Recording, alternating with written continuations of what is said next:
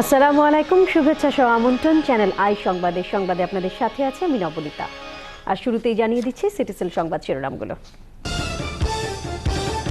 Voter হতে পারবেন প্রবাসীরা, বাধা নেই দ্বৈত নাগরিকদেরও, সবকিছু চূড়ান্ত হচ্ছে 1 মাসের মধ্যেই।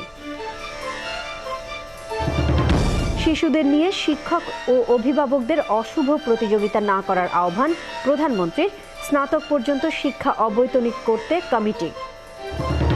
পল্লবীতে মহিলা সংসদ সদস্যের বাসায় দুর্ধর্ষ ডাকাতি, চুরি হয়ে গেছে ঢাকেশ্বরী মন্দিরের দেবীর স্বর্ণালংকার ও নগদ অর্থ।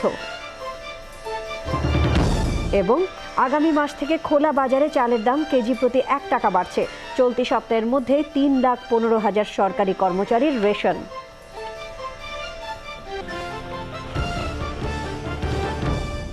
যাচ্ছি পুরো সংবাদে।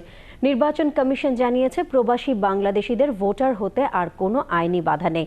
দ্বৈত নাগরিকরাও ভোটার হতে পারবেন। 1 মাসের মধ্যে প্রবাসীদের ভোটার করার বিধিমালা চূড়ান্ত করা হবে বলেও জানিয়েছে নির্বাচন কমিশন। সোমা ইসলামের রিপোর্টে বিস্তারিত। দীর্ঘ 30 বছর পর ভোটার হবার সুযোগ পাচ্ছেন প্রবাসী বাংলাদেশি।